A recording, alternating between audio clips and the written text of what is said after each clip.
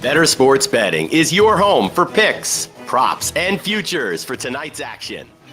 Bettor Sports Betting wants to know what picks you're playing tonight. Tell us in the live chat on YouTube, Twitter, and the Bettor Sports Network app. This is Bettor Sports Betting with Fantasy Alarm's Dan Servodidio. What is going on, everyone? Welcome into the Bettor Sports Betting Show on Bettor Sports Network and Fantasy Alarm YouTube. Here on a Wednesday afternoon, talking some NFL Week 10 odds and early leans with Howard Bender here with me. I am Dan Servodidio, as always. Got some college basketball bets that I'll be handing out. Had a couple of winners yesterday, so feeling pretty good about that. But yeah, we got Week 10 to break down. Howard, how you doing, man? I'm doing well, Servo.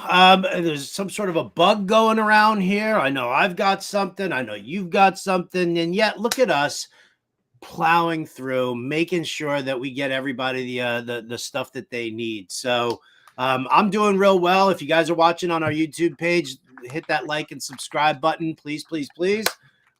We implore you to do that. And you know what? Listen, we're helping you win some money there at the same time. So I'm rocking and ready, dude. We've got some very interesting stuff coming up. Well, Thursday night football tomorrow night.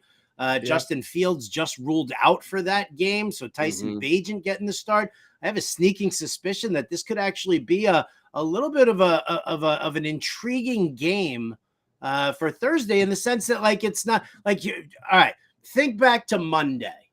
You remember how bad that Jet Charger game was? Like, there's zero chance. If it wasn't for the Bender cast, I would have been watching like Jeopardy and Wheel of Fortune with my wife at midway through the first quarter.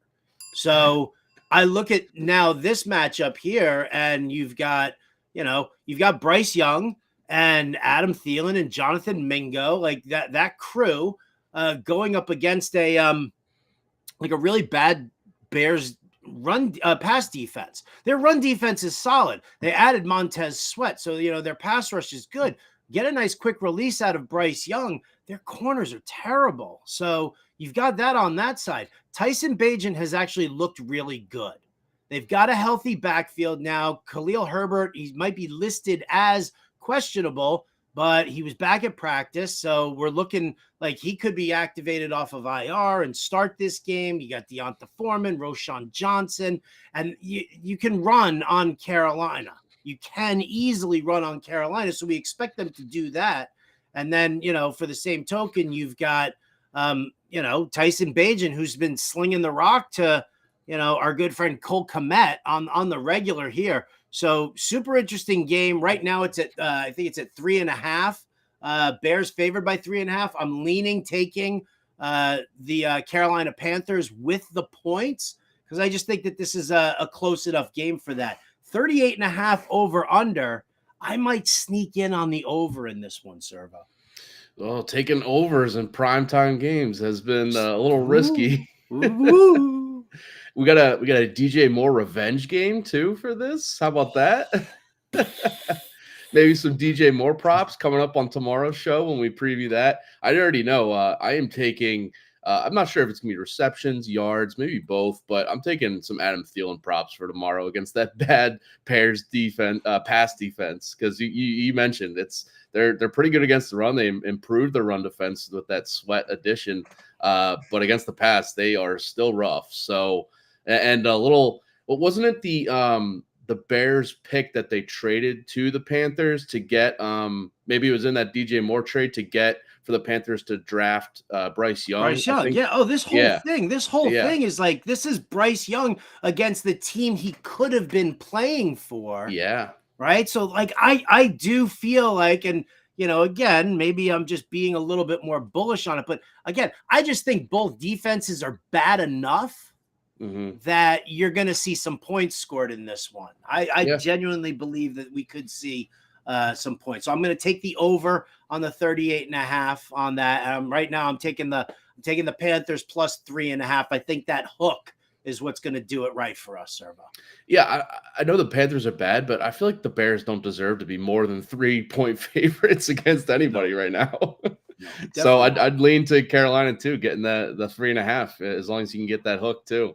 All right, how about Sunday's games? So that's Thursday night football. Sunday, we got a lot of tight matchups here, and I usually like to go with all right, what's the tightest spread? What are the biggest spreads? The tightest spreads, a lot of them are 1 point games, 1.5 point spreads. Let's start with the Germany game though, because that Sunday morning game, I don't know if you're going to get up early to watch this one like you did last week. It's not exactly Dolphins. Chiefs here. I'm up early every Sunday anyway. You'll be cooking those brats, right, with a beer. Well, no, I'm not going to be. There's no buffet this week, right? This week is just it's all business, no screwing around. Get the work done. I've got the show on Sirius XM at 10 a.m. Eastern anyway, so that game's going to be going. But yeah, let's throw that graphic back up here, Servo. You want me to just take you through each one of these different spreads, or you want to chime in also? I'll chime in here and there, but yeah, let's start with Chiefs or Colts Patriots here. Colts 1.5 point favorites again in Germany. 43.5 is the over under. Any leans for this one? The German spread, as we like to call this one here. Right? I mean, what else are you going to call it?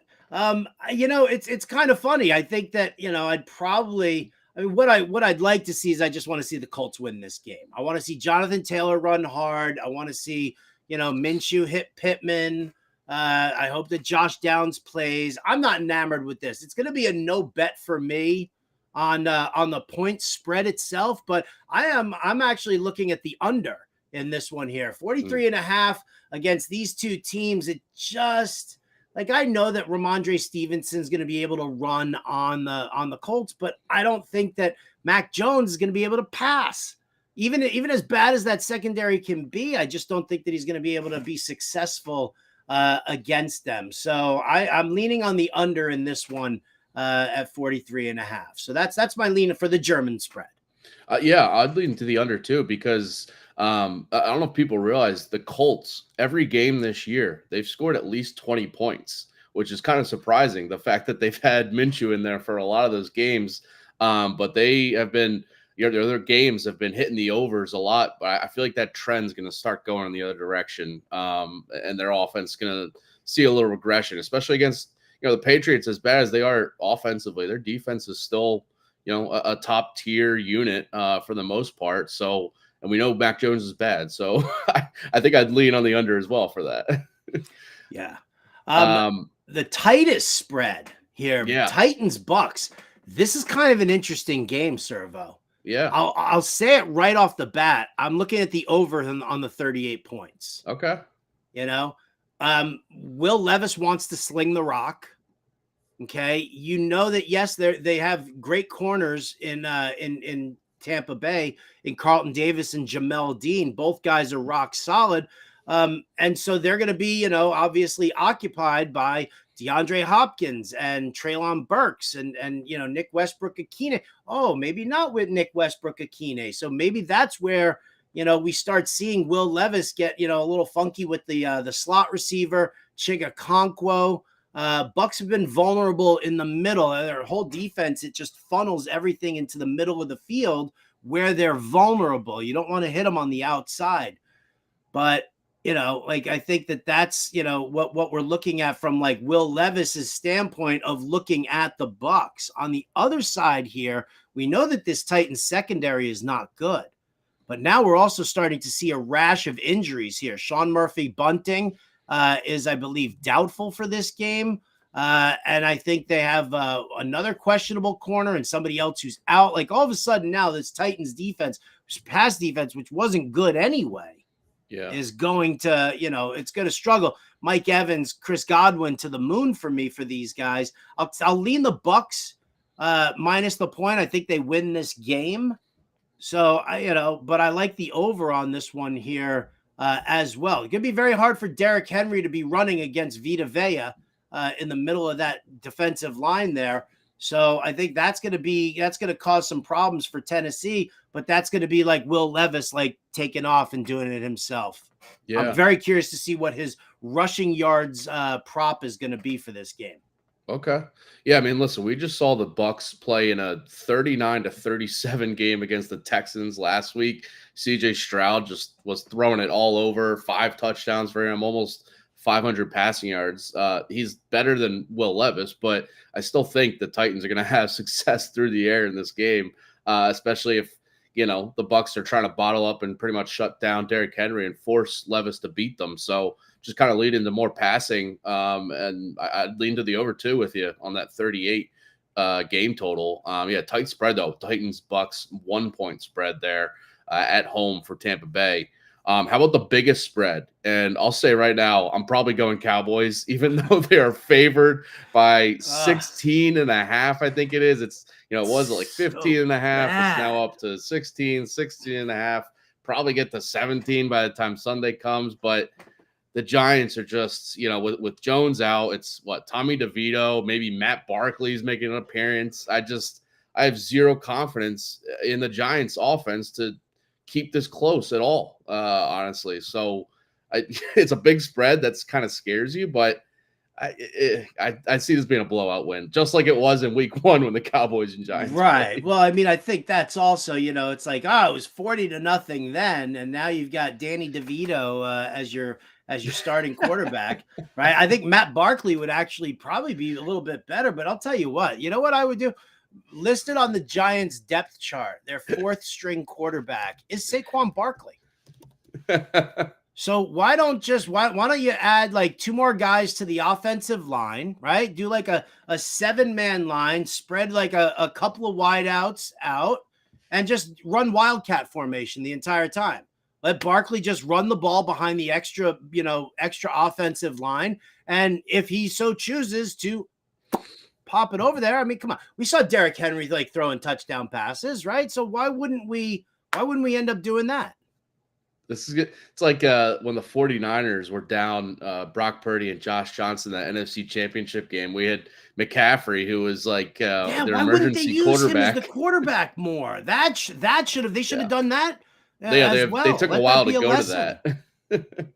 By the way, I'm just still laughing and chuckling that we got a Danny DeVito mention from you when I think you combine Daniel Jones and Tommy DeVito's names together there. No, dude. Because listen, a Jersey Mike sub could be a better quarterback than the Tommy DeVito. Right? Let's get Danny DeVito out there under center. Who cares? Dude, put Danny DeVito out there. You know what? He's 4'10".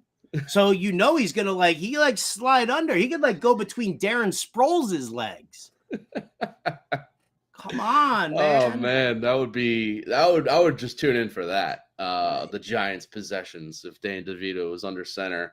Listen, I wouldn't. I mean, the point spread again, it makes you a little maybe worrisome to back like a huge favorite like this, but I think it's that big for a reason. It's a no bet for me. Right, like on the point spread, because it's a 3-score spread. I mean, that's ridiculous to play around with, and I'd kind of lean on the under. Right, they beat them 40-0 the last time. Maybe they take their foot off the gas. Maybe it's just 38-0 this time. I will say, I would throw, if you don't want to bet the Cowboys spread, I would throw them in like a teaser or something if you want to put that point total down a little bit, like to cover a 9.5 point spread or something, and pair it with something else. Because if you're just scared of like the 3-touchdown or 3-score lead at the end, then of course we're gonna get a backdoor cover in this game. So right, Giants kick a meaningless field goal. Yeah, something like that. All right, how about the lowest total? We have had some low totals already that we were kind of covering here, but the lowest total is your Jets -1.5 favorites on the road to Vegas. 36 is the over/under. This is the Sunday night football game too, so I mean it'll be a close game according to the point spread here, but should be a low-scoring game. Any leans on this one? I mean, as long as Nathaniel Hackett is the offensive coordinator for the New York Jets, I won't bet them. Okay. I won't do it. I'll look at the under in this game 100%. If I'm going to take any team, I'm going to take the Raiders with 1.5 points. The defense that the Jets have is absolutely spectacular. And I think that it's going to be very, very difficult. Josh Jacobs will get some decent volume because you can run on the Jets. But Sauce Gardner on Devontae Adams, that's going to be crazy. You're going to see a lot of Michael Carter and DJ Reed on Jacoby Myers. It's going to be very tough for Las Vegas to put up some points. And, Las Vegas doesn't have a great defense either. So, look at Breece Hall's rushing yards props. Like that'll probably be, something to look at. But yeah, I can't. Give me the under here, Servo. Jets Raiders could be that. This could be like a horror show, right? Daniel Carlson and Greg Zuerlein are both in your DFS lineups out of this game. Get both kickers in there. Get the Jets in there. So gross, so grimy.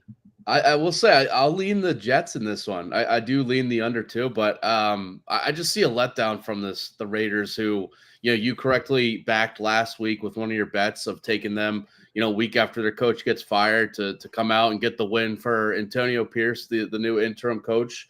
That was, it was also a game against the Giants who we were just talking about. So take that for what it's worth. But this is still a team that's just kind of struggling. And I feel like there's a reason the Jets are favored here, even though it's on the road. I feel like they could get this win. So I'd probably lean that way. All right. How about the highest total on the slate? There's a couple of higher totals in the, mid to high 40s. But the highest one on the Sunday slate is Lions Chargers. 48.5 is the over under in that one. We also have the Lions 2.5 point favorites for this game. Any leans for this one? Should be, as most Chargers games go, it's probably going to be a higher scoring one. Probably going to be a higher scoring one, unless, of course, you're facing the Jets. And then, no, it doesn't happen. Then you only give up 6 points. Do not let that, skew you guys on, thinking the Chargers defense is suddenly good. Because that was more the Jets shooting themselves in the foot over and over and over again. Just, target practice on their toes, and then boom, right? Just brutal. My lean here is the Lions minus the points. I like them coming off the bye. I like the fact that they are likely to get David Montgomery back. So they become a team listen, Jahmyr Gibbs was doing great, but winning teams can run the football at the end of the game and just kill the clock. And that's what David Montgomery brings to the table here. And I think that Detroit does that. I don't like the Chargers defense at all. I do think I'm again, kill me for this, but I'm leaning on the over because, I think that, the Chargers defense, the Chargers can't, they're mediocre against the run at best. Take away take away them stifling the Jets in general, because, Breece Hall probably would add 100 yards if it wasn't for 60 yards in penalties called against them. It was unbelievable for that. But the Chargers were giving up about 100 yards per game. They'd given up 8 rushing touchdowns. So, definitely vulnerable, but their secondary is terrible. They're giving up the second most passing yards per game right now. So I think that the Lions, with that balanced attack that they have, I think they're going to be able to put up points regularly. And then that's just going to put the Chargers on their heels a little bit more. And you're going to see a lot more passing from Justin Herbert. This is not a game where I think that, either team is really looking to, establish that play action right from the onset. But I think that, so I think both teams end up slinging the rock here. And I think that we could get like a 28-24 game in this one here. I think that's definitely in the realm of possibility. I'm not saying that this is going to be, 56-49. Yeah. As entertaining as that would be. I would lean the Lions here too. And if you get that 2.5, I think that's huge. I am seeing it's at 3 at some places. So if you can get that 2.5, I think that's huge, because the Chargers this year, they have 3-point losses to two of them to the Titans and the Cowboys, lost by 2 to the Dolphins. But you look at the Chargers, their wins this year coming against the Jets, the Bears, the Raiders, and the Vikings. They haven't beaten a good team yet. And I think the Lions categorized as a good team this year. They've lost by again against the Cowboys, but they lost to the Chiefs and they played them. The Dolphins, the Titans are kind of a 500 team, but when they've played better teams, the Chargers have not really played up to speed there. Even on the road here, I think I would lean to the Lions. Just especially as you mentioned, getting Montgomery back. I think him and Gibbs in this backfield is going to be really good now that Gibbs has had some good games now and he's playing a lot more confidence. Like just going back and forth between them, kind of like the thunder and lightning of the Lions backfield. It's going to be really good. So yeah, I'd probably lean to the over too, but yeah, definitely on the Lions side there. So that's Sunday's games. Should be a fun week 10. Again, Friday's show, me and Howard will be giving out some of our definite picks, our definite bets, player props for all these Sunday games. So come back then. Gotta shout out just all the content we have on Fantasy Alarm, by the way, because we got NBA, we got NHL. I'm diving into college basketball. We got obviously NFL. Just all these DFS playbooks that we have, all the betting picks that we have. Iggy Gilbert killing it in NBA, Josh Wagner with NHL. College football this weekend. I'll be giving out some bets and some DFS advice. But if you haven't already, go over to fantasyalarm.com and get the All-Pro subscription. You can scan that QR code right on the screen there. Use promo code WIN. Less than $16 a month. This pays back if you again, we say it all the time, but if you win a few bets, you win some DFS contests, you're making this back. So it's definitely worth it. Jump in the Discord. I know with college basketball season starting up, there's always like late injury news, late lineup changes that you're going to want to be in the Discord for some of that. And that goes for all the sports. So you get access to the Discord with this All-Pro subscription right now. Speaking of college, I got to hand out a couple college basketball bets. I bet your Duke game. I didn't bet the North Carolina game. We were talking about that. I bet your Duke game, right? Duke laying like 18.5 points. That was they won by like 30 something. Boom, boom, boom, boom. Yeah, that one, the Radford barely covered against North Carolina, so that one cashed. Last night I had I gave the over in that Baylor Auburn game, and it's a high scoring game, so that hit the over. We cashed on that. I barely missed though last night on I forget. Oh, UNC Asheville was playing Michigan, and it was a bigger win for Michigan than I thought. I took the points with UNC Asheville, but still bouncing back here, having a good start to the year. Only 2 days in, but night 3 for college basketball. There's nothing better than just freaking playing with house money at this point. Start off the season strong.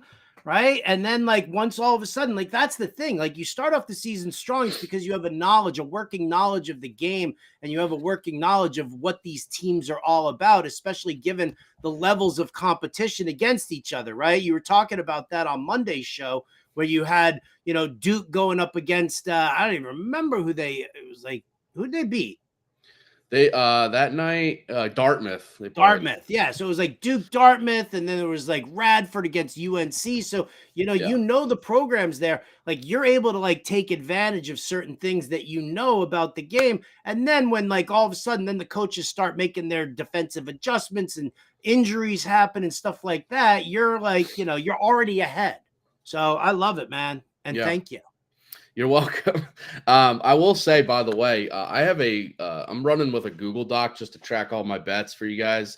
Be transparent, that sort of thing. But also because I've been locking in some bets the night before because there's a lot of overnight line movement with some of these, and I like getting the best lines. I'll still on this show, I'll still break down the current lines and all that, but probably still lean with my bet, but I just like getting the best lines possible. And the night before, when these spreads and these lines come out, is a great time to get some value. So if you haven't checked out, check out the Google Doc here and there if I throw any picks in there. But all right, tonight, small slate, not a ton of good games or top teams in action, but I think I got 2 picks that I'll throw out there. One is Syracuse against Kansas. Syracuse, obviously. Yes. both New York teams here. And I'm going with the over in this one. Got it at 148.5. It's up to about 150, 151. Still like the over. I just think this is going to be a high-scoring game. Syracuse. So if you're a fan of college basketball, under Jim Boeheim, they ran that 2-3 zone defense like none other. I mean, no other team ran it as much as they did, and they really stuck to it instead of like going man-to-man. Jim Boeheim's out from Syracuse. They got another head coach, and they've switched their defense to a man-to-man defense this year. And I think this switch, it's huge for the players that were returning, which a lot of their core guys are from last year's team, just to switch that mindset to go from man-to-man, go from zone to man-to-man. And I think it's going to take a few games to really adjust the defensive thinking. It's going to be, maybe a little less efficient defensively, guys getting open on screens and that sort of thing, because I think this is going to take some time to adjust. We saw this in Syracuse's season opener. They played on Monday and gave up 72 points to New Hampshire. 83-72 final was that one. Went over, this total went over their total for that game. It was a faster, higher paced game, which on offense, Syracuse is liking and trying to play quick with their two really good guards, Judah Mintz and JJ Starling, just combining to be one of the better backcourts in the ACC this year. And I think between that and the defense just kind of giving up a little bit more points than you might think, even to a bad team like New Hampshire, Canisius is not a good team either, but they are rated actually higher than New Hampshire, who Syracuse just played, and again, gave up 72 points in that one. So Syracuse is going to control this game with it being higher scoring, faster pace, because they are the better team. But I just think it's going to lead to a lot of buckets on both ends of the floor. So give me the over in that Syracuse game. And then tonight, I'm going with an under. I'll go on the flip side in Arizona State and Mississippi State. This is going to be a really good non-conference game right off the bat. As I mentioned when you were on the show with me, Howard, a lot of these top teams, these power conference teams are playing like cupcake matchups in their first couple games. But these teams, have a really good, Pac-12 against ACC matchup here. And it's a neutral court too. They're playing in Chicago. But both teams are, going to be fighting for like the bubble spots come the NCAA tournament. And this game is a huge, I think, resume booster for both teams if they want to make the tournament this year. It's going to look good on their resumes, having like a neutral court win over another power conference team. So that whole vibe and just kind of like understanding of that situation just points me to the under, because I think both teams are going to come out defensively strong and really want to limit both ends and keep it lower scoring so that they don't get either team gets blown out or has to overcome a big deficit.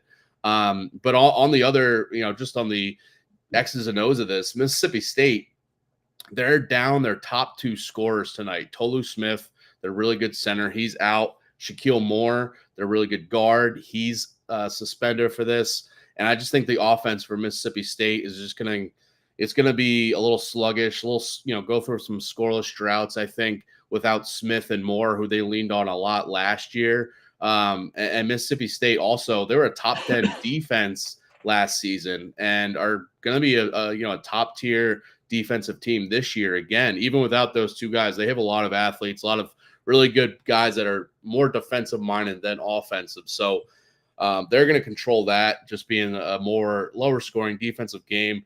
Arizona State side of things, they were a top 35 defense these past 2 years with Bobby Hurley as their head coach, stressing defensive effort and defensive minded, where their offense has been inconsistent game to game.